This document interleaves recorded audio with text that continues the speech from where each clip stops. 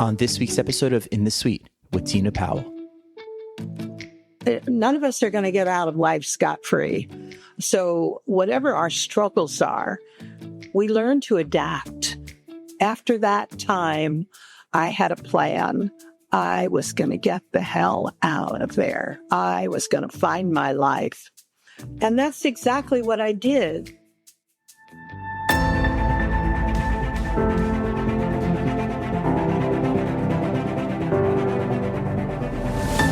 Hi, this is Tina Powell, host of In the Suite, where I sit down with top women leaders and some of the biggest names in the financial services and the wealth management industry. Together, we'll discover some of their best secrets and top strategies to grow a great business, build a strong brand, and lead teams in the 21st century. I hope you'll enjoy hearing their amazing personal stories of triumph, trepidation, and transformation in hopes of becoming better leaders ourselves. The time for you to lead is now, and you're in the suite. Today's episode is different. Not because it's the 100th episode, though that still feels surreal, but because today I get to sit across from the woman who has been there for every chapter of my life, long before there was a microphone, a YouTube channel, or a podcast. My mom, Joanne Sutera. When I first imagined In the Suite 5 years ago, I made myself a quiet promise. I didn't say it out loud, but I kept it inside. I didn't put any pressure on it, but I knew somehow that when we made it to the 100th episode, this would be the conversation. Because before there were listeners, In the Suite, over 133 countries, 1,906 cities. Before there were guests, sponsors, and stats, there was one mighty listener, and you guessed it, my mom. She listened when there was only one download. She gave me feedback when I needed the most, and she believed in the work before there was any proof that it would even matter. So my mom, Joanne Sutera, the oldest of 9, whose life is the kind of life lessons that taught me why stories matter.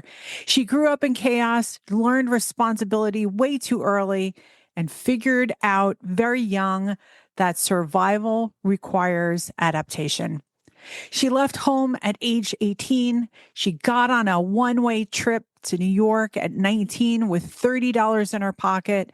She worked, she learned, and started to figure things out. While all of this happening, she became a single mother of 2 for me and my brother Tony, the sole breadwinner who put herself through school, then went back again to earn a bachelor's degree from St. Peter's University in Jersey City, New Jersey. She didn't just reinvent herself once. My mom mastered the art of the pivot for over 8 decades as a nurse, as a bookkeeper, as a corporate assistant, as an entrepreneur, and as an educator on an international cruise line. And then she retired, or at least that's what most people call retirement. Instead, my mother found her voice and added writer, published author, and docent to the long list of accomplishments. Today, Joanne Sutera is a docent at the Grounds for Sculpture, a 42-acre sculpture park and museum located in Hamilton, New Jersey. Still teaching, learning, and still asking why. She writes poetry and short fiction that reflects the world as it is. Messy, funny, political, human, and sometimes dark. She's published in US 1, the Kelsey Review, Patterson Literary Review, and US 1 Worksheet. Her poem, What Do I Want?, was nominated for a Pushcart Prize. But that's not all. Through every season of her life, my mom has taught me by example how to stay present, curious, and deeply engaged with the world. Because while we talk about her power moves and resilience, we're also living through one of the hardest chapters in our lives together. And yet here we are, still showing up, still creating, still believing that sharing real stories helps someone somewhere feel less alone. Today's journey isn't just my mom's journey and our 100th episode. It's about what happens when women refuse to shrink their lives to match the expectations of their time. It's about education as a way out, curiosity and upskilling as a lifeline, and resilience as a practice, not as a personality trait. So today, for the 100th episode of In the Suite, I'm honored to welcome the woman who made me who I am, my mother, Joanne Sutera, and who reminds me every single day what it means to live every day and every moment with intention in the suite.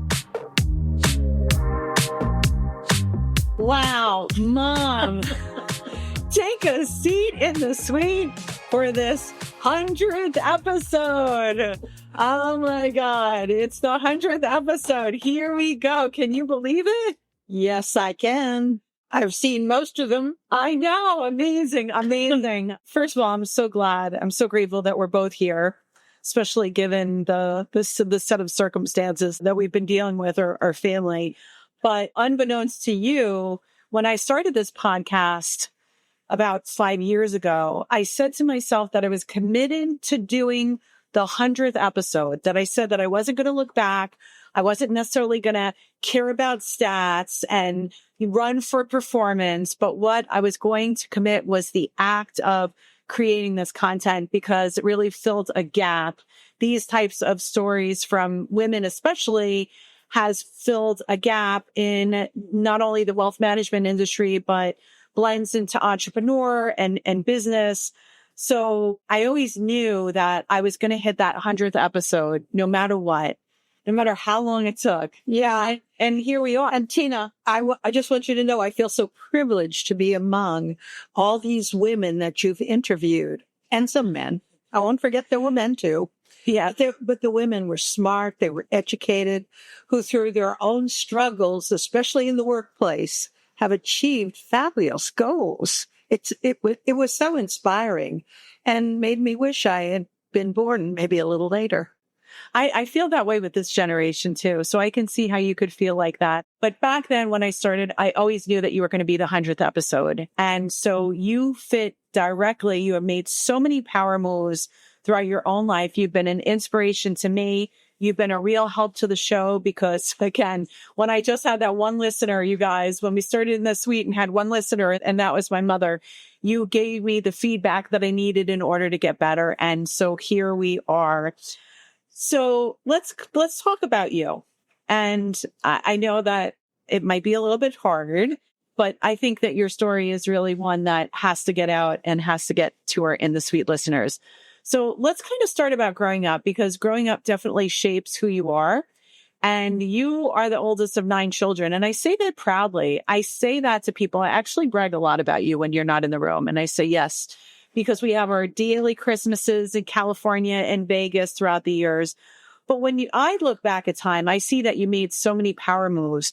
What do you see when you look back in time? Your childhood was not the easiest thing, being the oldest of 9 children and growing up the way that you grew up.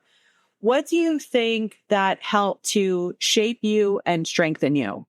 Well, in retrospect, I was trying to survive.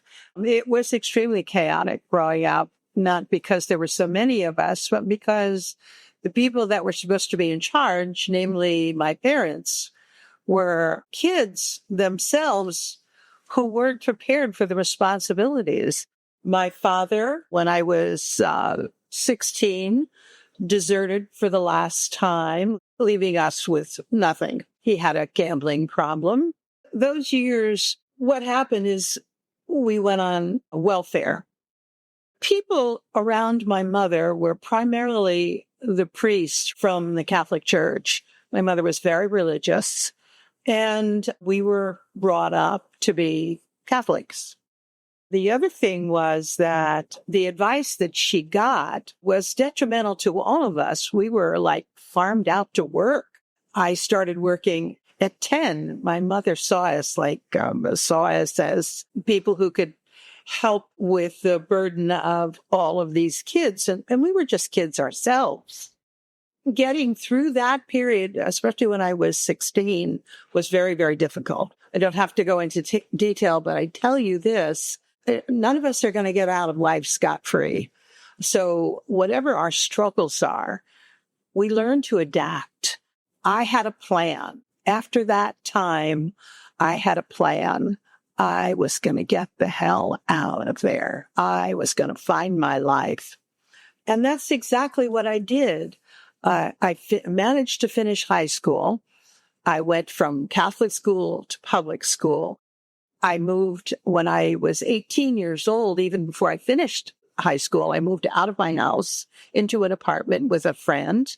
I stayed there until I was able to get on a bus and head to New York, which I did by myself at age 19 with $30 in my pocket.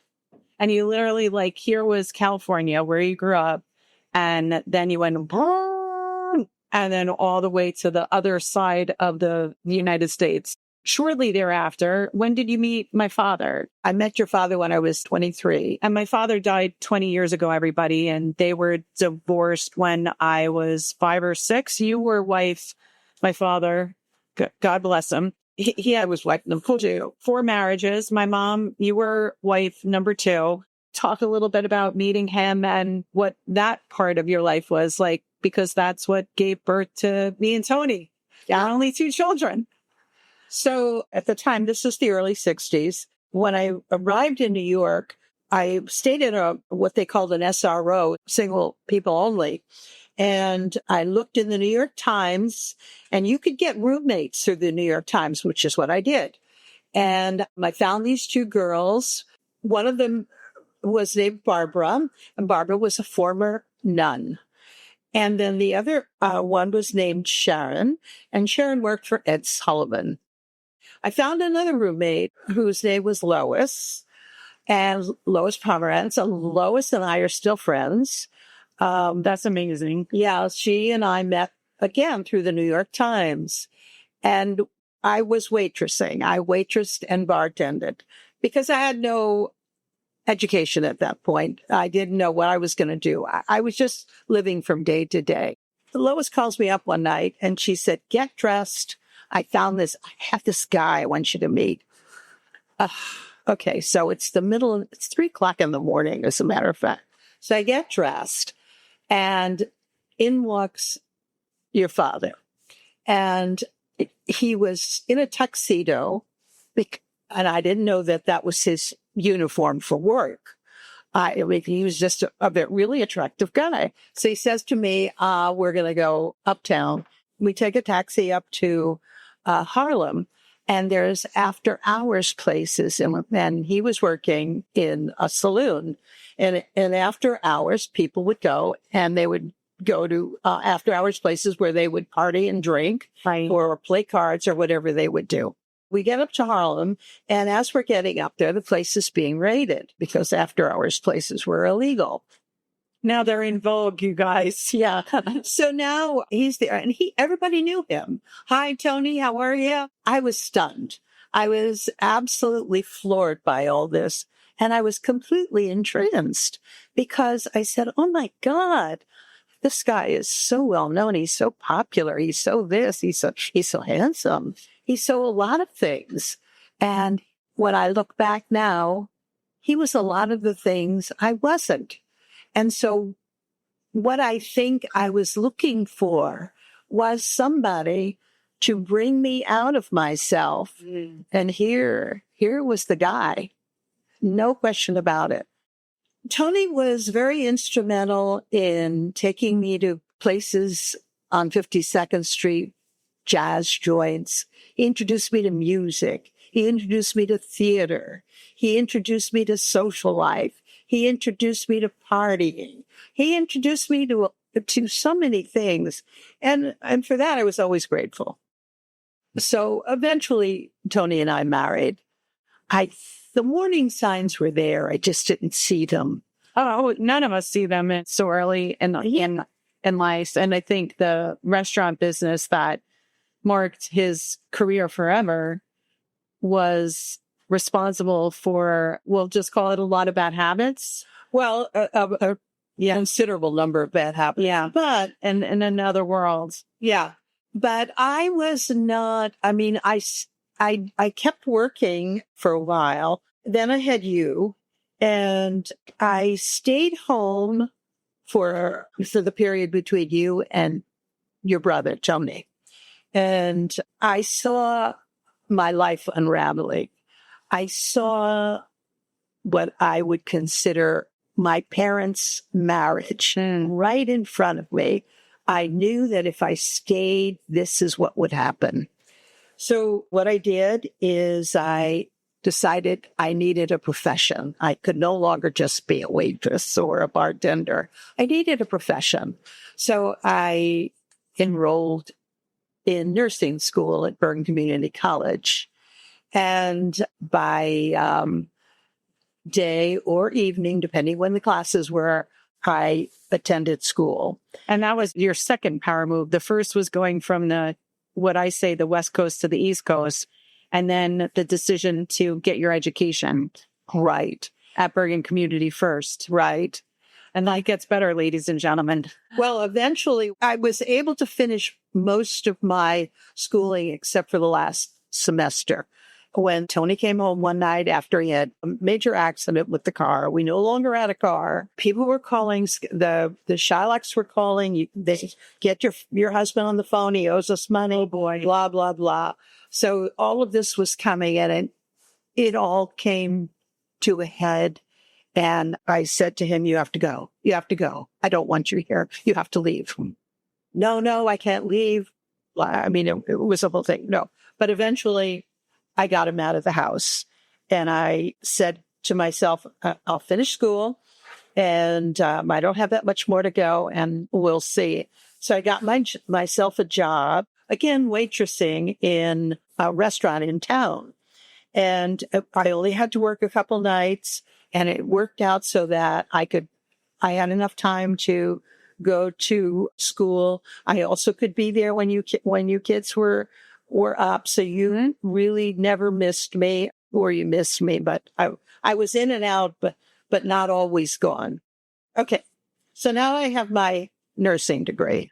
I go for a job. I was working at Bergen Pines in North Jersey, which was a Psychiatric hospital. it wasn't a psychiatric hospital at that time, but I worked up on the locked unit for the males. Well, first for a short term, the females. Working with females in a locked unit, they're a little on the testy side, and they do not have a problem hitting you or kicking you as one did and kicked me down the hall for some odd reason. I can't remember what. So I was transferred over to the male unit. The men usually don't. They have the presence of mind not to strike women. So I worked there for over a year. And then I got this job in New York City, which I loved, working over at New York Psychiatric. Then the troubles began because I was having problems with getting help for you kids. Right. Because at this point, ladies and gentlemen, you're on your own. My father isn't really taking responsibility and ownership At all. So you are the sole breadwinner, the sole provider, the sole everything of our existence. And so here you are, you're trying to juggle everything. And so when did this kind of come to a head? Because you switched into nursing, and then you went on to earn a bachelor's degree over at St. Peter's University, like a really nice university. Yeah, but the thing was, I had to quit working in New York City because I could not find childcare. Yeah. So we moved to Hackensack for a time, and you were in a group of kids.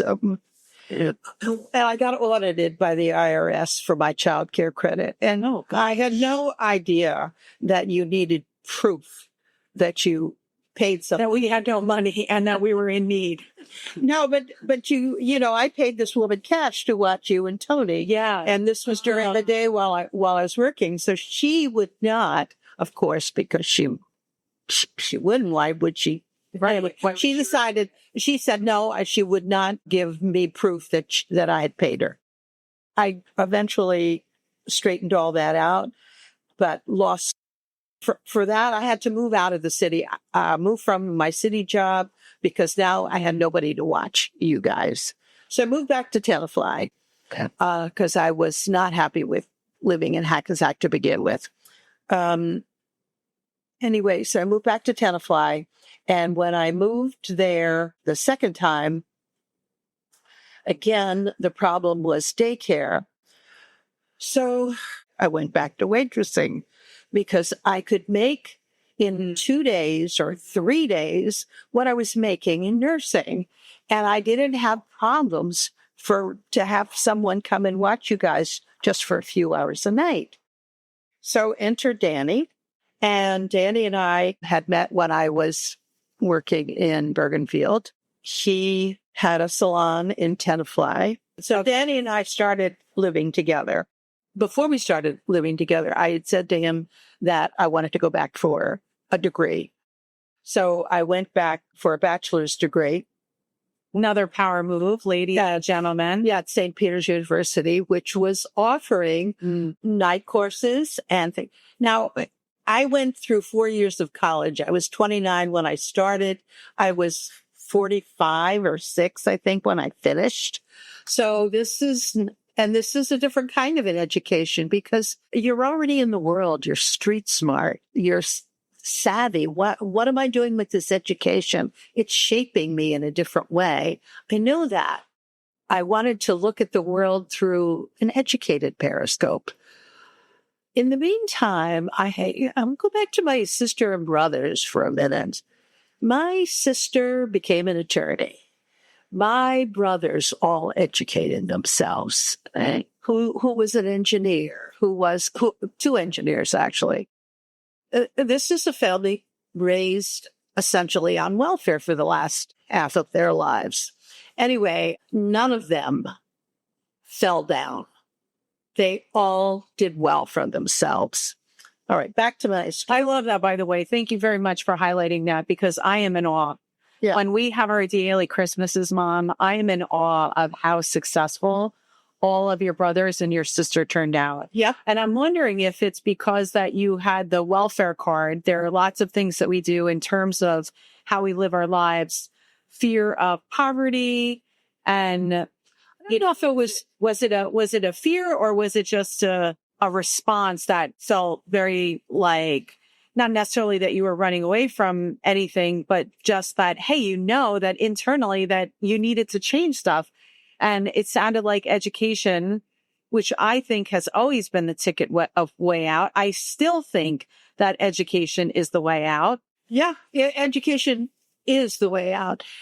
I have to say that my parents didn't leave anything in terms of monetary value, but what they left us was genetic in nature. We were all smart. We had a terrific sense of humor as a group. And nobody said, oh, I'm not going to be like my father, or I'm not going to be like my mother. What we said to ourselves is, what am I going to be? Who can I be? That's the thing we followed. It wasn't a question, I'm never going to live that life. I have to say, I made a statement earlier about in my marriage, when I saw that life I was going to live, I made a change. I made a switch. I had to. One of the things that I felt with college, now my kids, for instance, when I started back at St. Peter's, I had to take a math test. Now, I'm not very good at math. Neither am I. But my son is great. Yes. He tutored me. Oh, for sure. Tony did, he was a tutor for the Princeton Review. Yeah. And then your granddaughter, my daughter, Rachel, is a secondary mathematics education major from Delaware University. So I didn't get the math gene either. No. No, but that's okay. It's in the family. It's in the family. It's working. So anyway, so I went back to school, and part of the reason I wanted to finish, and part of the reason that I made it quite clear to my kids, and they saw me study, they saw my own work, they only went to your graduation, and I forced them to go to their graduation. She talks like she was there willingly. Well, I was not there willingly. But anyway, I have the picture to prove it. But at any rate, so my thought was this: as a parent, what I owe my children is an education. What they are not going to leave me until they have their educations. Of course, they fought me tooth and nail on this. Tony, not so much. You fought me a lot. You didn't want to do it, blah, blah, blah. But you did it. And then doubled down on that. Yeah. So earned a master's at NYU. That's right. With a perfect 4.0. So yeah, so whatever you did, like there might have been a time growing up that I was rebellious and not listening, but I think it's amazing how, as a parent, how you modeled that philosophy, and eventually it made it into my psyche and my brain. But I credit you so much. That was an incredible lesson that Tony and I both, and Tony graduated with a poli-sci degree from Montclair State. So it worked. I think sometimes as a parent, modeling that behavior, it's better than saying any words. Like the words go in and go out. You're a teenager, you're rebellious, you're all of that. But then you see evidence later in life that it sticks. And it's the best thing you can give your children.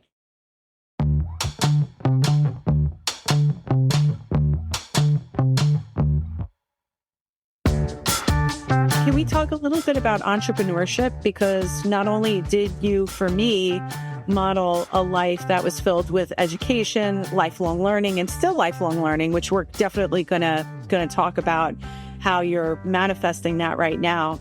But I looked at you through the lens of entrepreneurship too, Mom, because here you were. Danny had this very successful, very bougie salon in Tenafly, New Jersey, a very, very affluent town.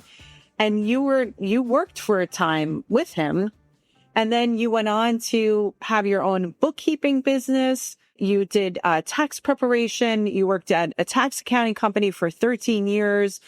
So you worked in these small, privately held businesses that were, by today's standards, very uber successful. So you want to talk a little bit about the days of Salon 22? And Danny, and how that led you to create some of your own businesses, again, when people weren't doing that. When I was graduating from St. Peter's, one of the women in my class was the wife of a friend of Danny's. And so she offered me, after a while, she offered me a job in the accounting firm that she and her husband ran. Prior to that, I had been working, Danny's receptionist quit, and we were having difficulty finding someone. So I jumped in and helped him with running a salon. Now, running a salon is like, I don't know how to describe it. I mean, at this time, a lot of these women came from very wealthy households. Yeah. They didn't do much. They weren't working. Some were, but not many. And their big thing was every week they went to the hairdresser, and it was every week. We're talking, this is the kind of thing now. If you go every 3 months for a haircut, or every 6 months, or every 6 weeks for your color, it's a whole different story. But at that time, people went to a salon on a weekly basis. And I'm dealing with these women who talk about the most nonsensical things I have ever heard. And I don't know how to make small talk. So it was a different kind of education for me. And I had to step back a little bit and respect the fact that how I conducted myself mattered. And it was difficult. It was difficult for me to play that role. Well, you had difficult, like, in fairness to you, and this happens everywhere, the shoes that you had to fill they were used to the personality of Diane. Yes, Diane. Okay. They were used to this, and she had her own personality and her own way of dealing with people. And at a salon, still, people get very territorial. It gets very competitive. It's a very hard business. I would say that it's harder than a marketing agency. It's difficult in itself. Because you're dealing with people in person like 100% of the time. Yeah. And now they even actually have a show for that behavior, and it's called Housewives. Real Housewives of fill in the blanks. Yes, and that, and all of that kind of petty cat fight stuff. And look, I think on Netflix or wherever you watch Housewives, for sure that a lot of that is staged, but part of that is very real. And then I would say one of the things that I really loved about that is how you and Danny brought people together, that you would open up your own home. And of course that you would cook for everybody. So you wouldn't get anything catered. And that was Danny's thing for me in terms of my education at home. He was like, watch how your mother cooks. And he's like, he wanted me to make sure. And this is, of course, he was Sicilian. And today, nobody, even after years of watching you in the kitchen today, nobody can cook like you. You even cooked on my birthday. That was one of the birthday presents that I said, hey, if you come over and cook your rice balls and your lasagna and your broccoli rabe, that is the best birthday present ever. But talk a little bit about that, because you were successful at Salon 22, but then you eventually left Salon 22. Yes, and I went to work in the accounting office with my friends, and I spent 13 years there. From there, I went to work for Lou. Yeah, Lou Weiss, who we both had the opportunity to work for. And talk about entrepreneurship, taking entrepreneurship and business owner to a whole nother level. And Lou had All Metals and Forge, which was a specialty metals distributor. So a lot of the metals that he dealt with were things that are used for nuclear, aeronautics. It's a very complex sale and a very complex business. Yeah. And what happened, I was not a good fit. I'm not a salesperson, and I was not used to the kinds of things that I was being asked to do. I was not a quick study in that. So I didn't last there. Even though I'm good at a lot of things, I knew I wasn't good at that. And setting you up for the next power move. You left Lou's company. It wasn't a good fit. Eventually, I went to CCA Industries.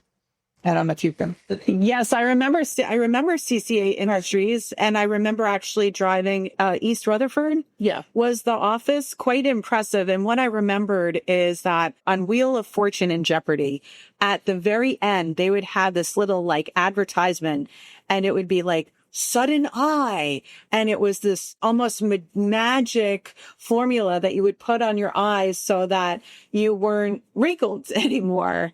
And it would appear just for 5 seconds. But when you went to work for that company, I was like, oh my God, this is that company. So literally I saw them everywhere. And this was before the internet, everybody. Yeah. So I think I was really impressed. And I remember walking in and seeing a whole plethora of packaging and products and things that I knew from magazines and from TV. You know, when you come from a large family, you don't work well with others at times. You don't work. It's very difficult. You have this select group over here. So what I found in my work life is I could not work for large companies. I needed to work for small companies.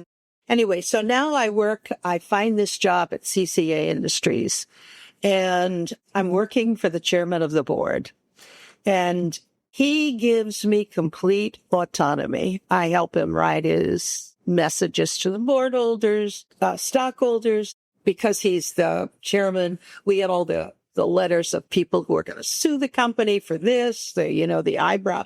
Too much hair came off with my eyebrows. My eyes didn't do what they were supposed to. All sorts of letters. Believe me. Anyway, so I work for the chairman of the board. And I also did international sales. And I did this all by computer. I didn't have to leave the office, but I dealt with a number of companies. And one of the companies I dealt with was in Vietnam. And to get their company into a position where they could export our products or import our products, there was a lot of paperwork. And it took like a year. I loved that job. I loved that job because of the fact that I had so much freedom. I was running my own business right there. Whatever went on in the other part of the company, it didn't affect me in a lot of ways. Then my boss got sick. And eventually he got too sick to work. So I was now in a different position. The salesman who did national sales took the international sales away from me. They literally stripped me of my job. So I stayed for a while. This was when my husband died. Yeah, Danny died in 2007. So I decided not to do anything for a while. After my husband died, I said, let me get my feet on the ground. Let me decide what I'm going to do. I'm 68 years old at this point, and I had been working at this job now for 9 years.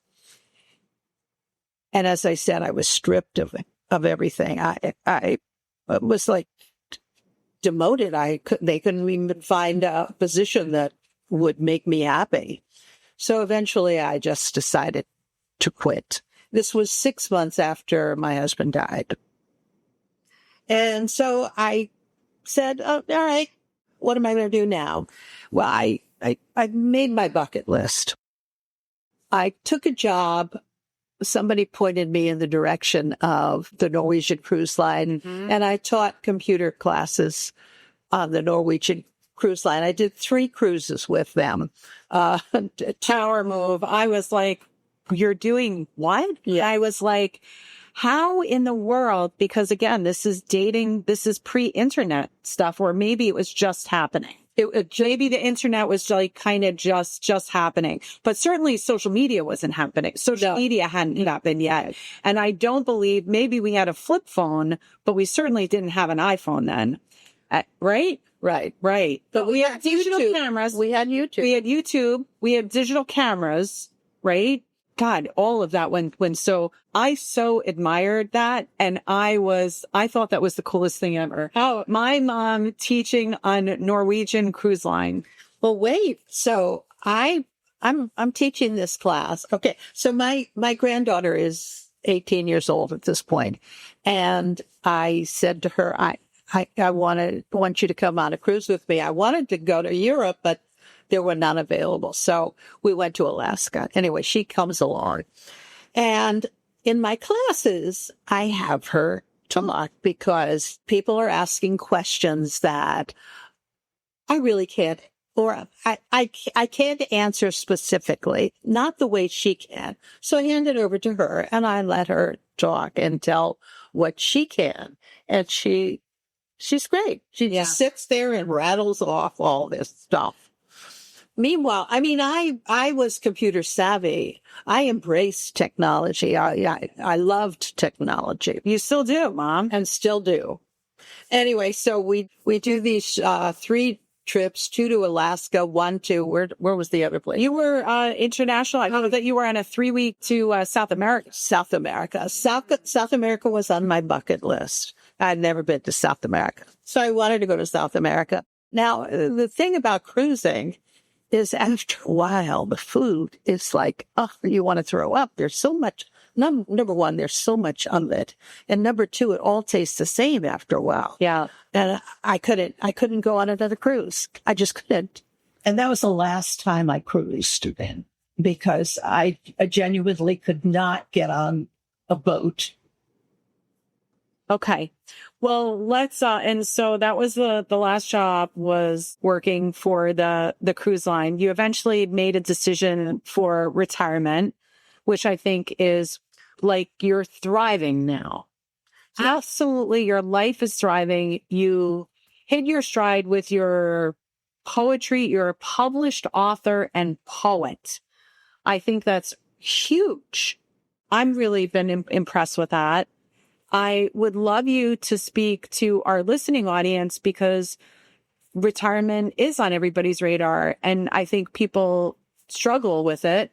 But then when I talk to people who are retired, they thought in the beginning that they were going to have all of this time, and they really don't have all of this time because they are leading into their hobbies and exploring new interests and doing travel and all of these things that your life has afforded you to do, Mom, because you made some of those power moves that we talked about, going from the West Coast to the East Coast, making the decision to go to school and leveling up your career, and then making the decision unequivocally to say, hey, I'm not in the right work environment.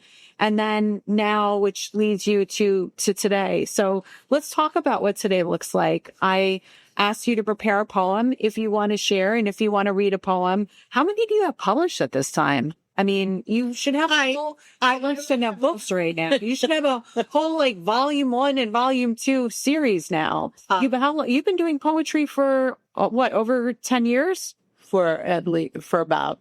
Yeah. Yeah.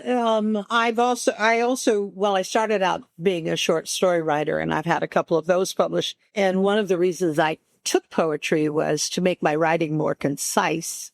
But when I started taking poetry classes, I really, really enjoyed it. So I decided, yeah, poetry is difficult. It's a skill. You have to know what you're doing. I'm still taking poetry classes almost 10 years later, writing classes. The thing about retirement for me is when I finally retired, I said, okay, I've got this bucket list. These are the things I want to do. And I had specific things I wanted to do, like cruising. And then I decided I wanted to be a docent at some museum. And I learned about grounds for sculpture, and I liked grounds for sculpture. It was different. So I took that course and I became a docent, and I'm there 10 years. And we'll make sure that we put a link in the show notes, everyone. The Grounds for Sculpture is in Hamilton, New Jersey. Right. In Hamilton, New Jersey, the Grounds for Sculpture. And I think a little bit of background started by the Seward Johnson. Right. The grandson of the Johnson and Johnson family. One of the grandsons of one of right, who was self-taught too.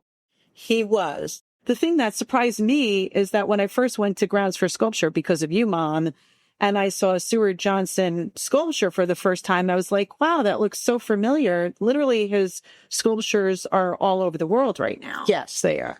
And he was very instrumental in teaching when he was young. He had no idea what he wanted to do, and he happened on sculpture because of his wife. And his whole thing was that everybody should be able to enjoy art. And he didn't care if people called it kitschy or common or whatever they wanted to. To him, it served the purpose of the bridge between the art world and the common man who might have not had an art education. I didn't have an art education. And I've learned a lot of things from the course, of course, that I had to take. And the fact that when we have a new exhibition, the artists come and talk. I know. I was going to say one of the things that makes Grounds for Sculpture and your role there as a docent unique, Mom, is the fact that these artists are living.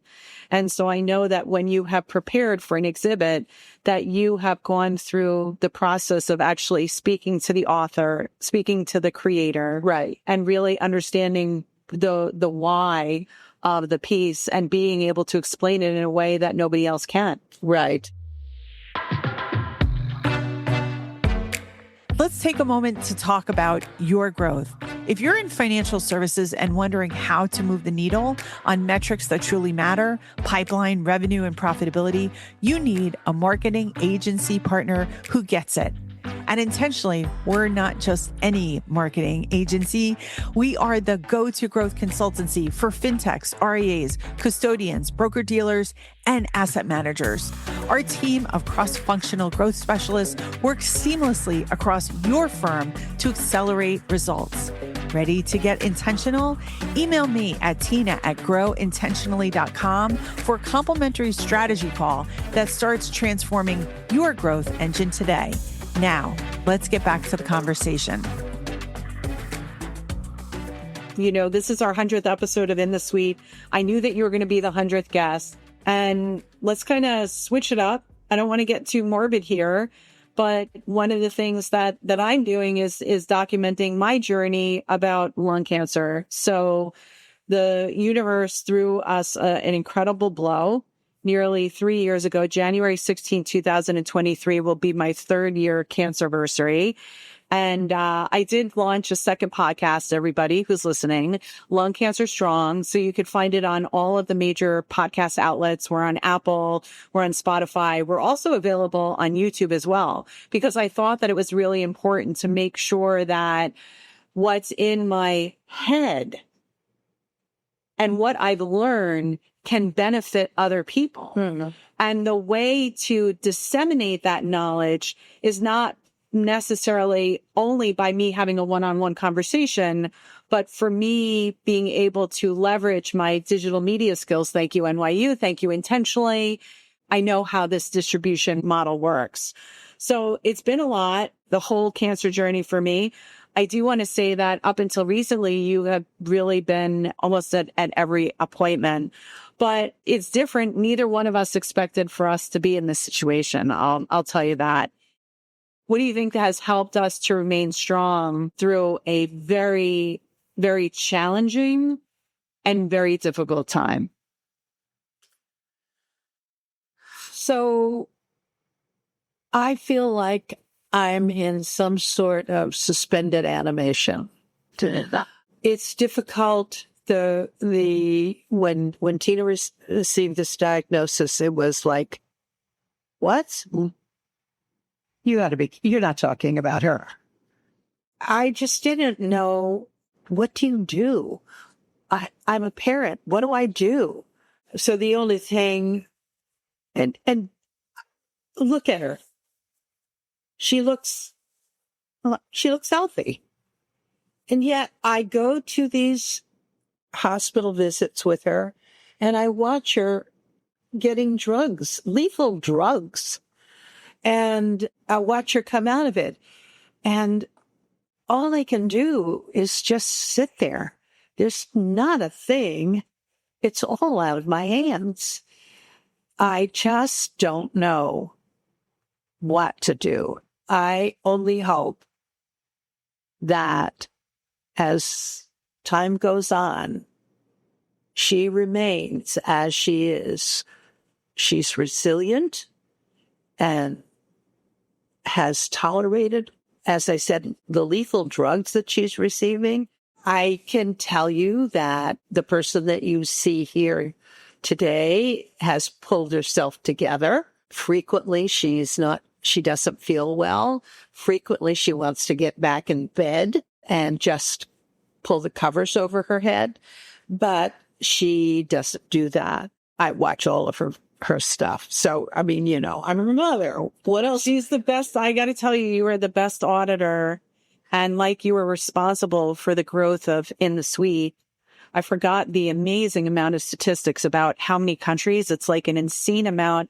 Over 83 countries, over 1,500 cities. Like, there is an appetite and there's a thirst for hearing real people's stories. Right. And that's what it is. Like, unfiltered to a certain extent, and information that will benefit people. So just like you being here in the suite, I wanted to inspire. If one woman listens to this broadcast and makes a power move, a change in job, for example, a decision to study, a decision to maybe even leave a relationship that isn't serving her, that's I think hearing the boldness. So yeah, we have a lot of great plans for Lung Cancer Strong.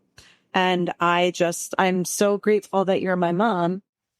and that you've been here for all of it. And yeah, it's been a hard thing to watch somebody go through. I can't even imagine it. I'm a mother of 2 kids. I'm a grandmother of 3. So thank God that everyone is healthy. But, we're on our 3rd cancer hospital. And I think if anybody takes anything away, we've both had parallel tracks of just being resilient. That's what it all comes down to. So a couple of things before we wrap up here. Are there any other secrets, Mom? And one of the things that we get stopped for is that people will stop you at how great you look, your hair. I mean, you look phenomenal for a woman who is approaching her 84th birthday. You amazing. Good genes. Okay. So I can't tell you. Part of it. Good genes are part. I mean, look at my daughter. She doesn't look her age either. I hope not, you guys. 59. So we're rocking 59 here. I think, do you agree with me that this vitality comes from the inside? Like, it's not like, oh, I use this amazing skincare product, or this is what I do for my hair. I feel that the lessons of lifelong learning, power moves, being resilient, trying new things, and keeping yourself open are part of the things that have been responsible for your inner and outer beauty, and you keeping you just amazing. All my girlfriends from Tenafly High School still say to me, oh my God, your mom, Tina, is so beautiful. She looks incredible. And I would say, and you maintain your health too. You're at a healthy weight, so you eat the right things as well.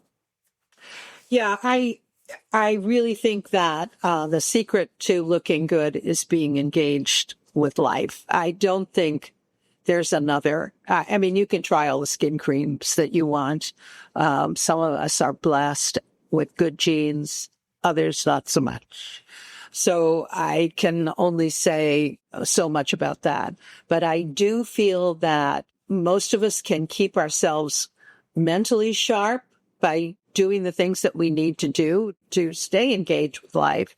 The other thing is I've been always a proponent of exercise. Always loved things like Pilates, yoga. I can't do either one of them right now. And it hurts a great deal that I'll never be able to bend into the lotus position again.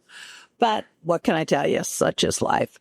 That, I think, is the most important thing that I can think about life. The fact that I've gotten this far, I don't have a whole lot to do with it because, other than keeping myself fit and things like this, I don't think you can attribute how long you live to you.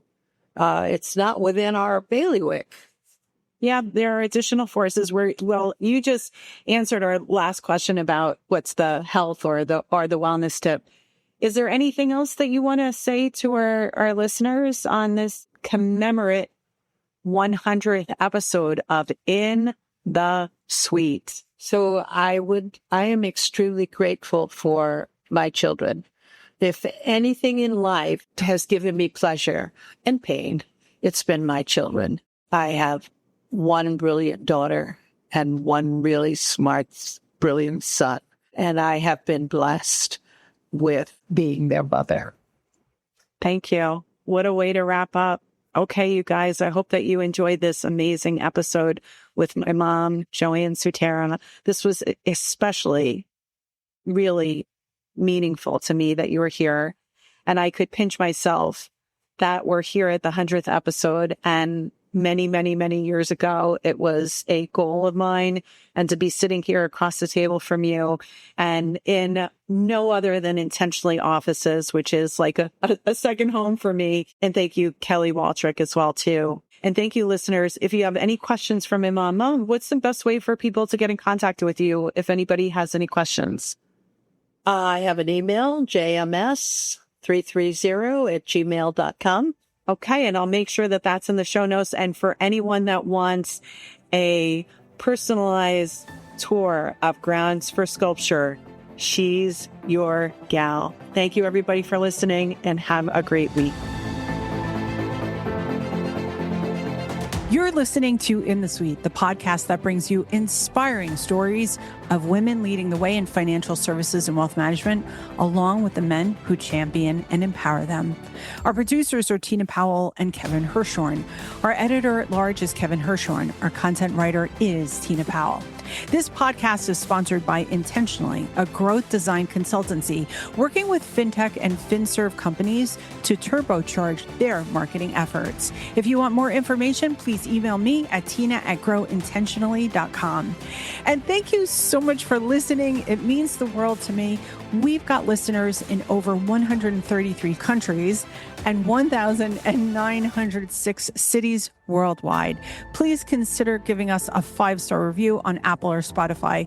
It would mean the world to me and help us to be found more people.